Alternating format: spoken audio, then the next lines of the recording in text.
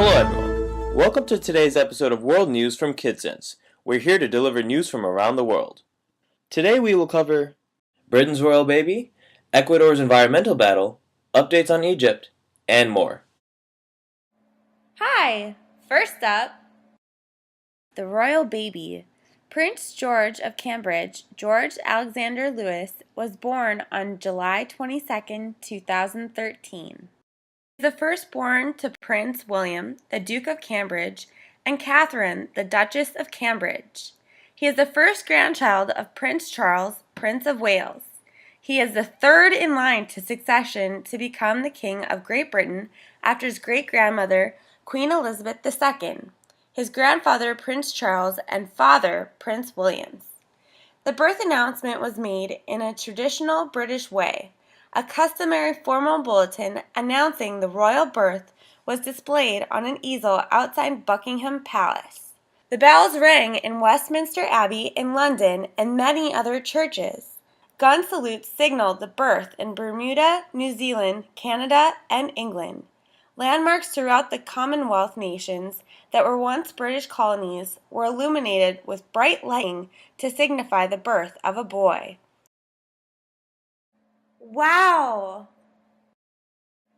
What did you think? In science news, have you ever wondered how some animals can grow back their tails or fingers? Newts, for example, can regrow entire legs. Scientists are getting closer and closer to finding out how this works. As you've experienced, you've cut your fingernails, and after a few days, they grow back. But did you know that for some people, especially children, that's also true of fingertips that are sometimes accidentally clipped? Yes, they grow back. Scientists working with mice may have figured out why. Both nails and toe tips regrow due to special cells called stem cells, found under the base of each nail. These cells reside in sensitive tissue under the bottommost part of the fingernail. The tissue itself is concealed by the skin. However, when they cut off all of the nail and the underlying tissue as well, they got a different result. That is, this time they removed the region under the skin at the base of the nail as well. They found that the end of the toe did not grow back.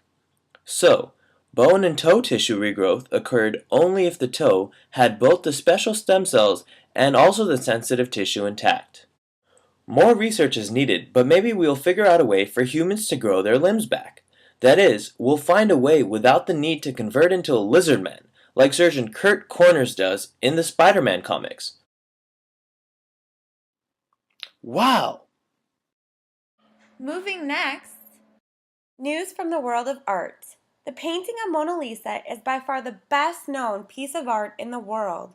Her smile is forever mesmerizing, and it is Leonardo da Vinci's best creation.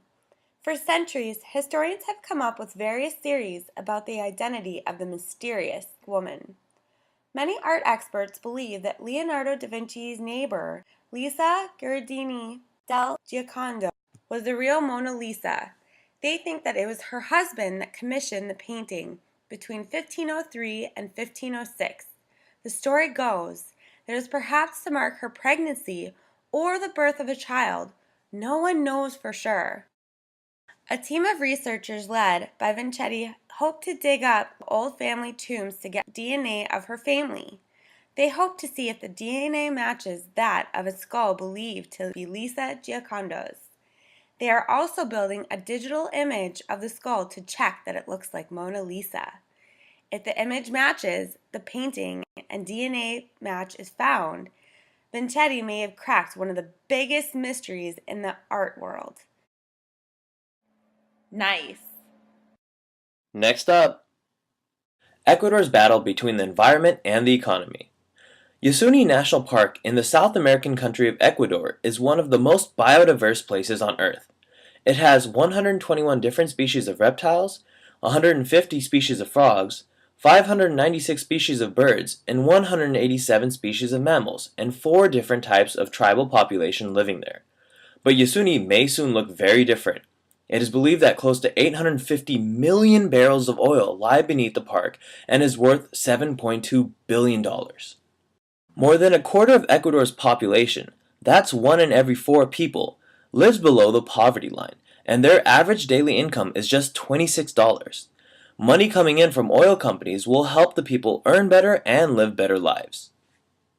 The influx of oil companies will affect both the wildlife and the people.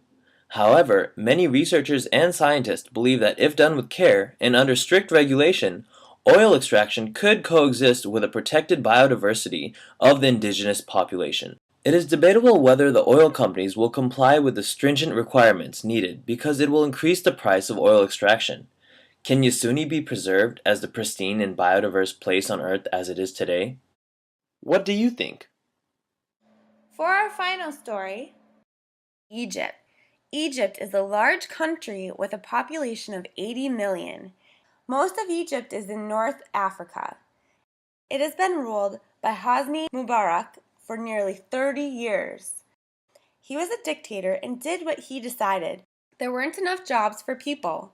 Food and housing prices were very high. The people weren't very happy. In January 2011, the people protested till it finally forced Mubarak to resign.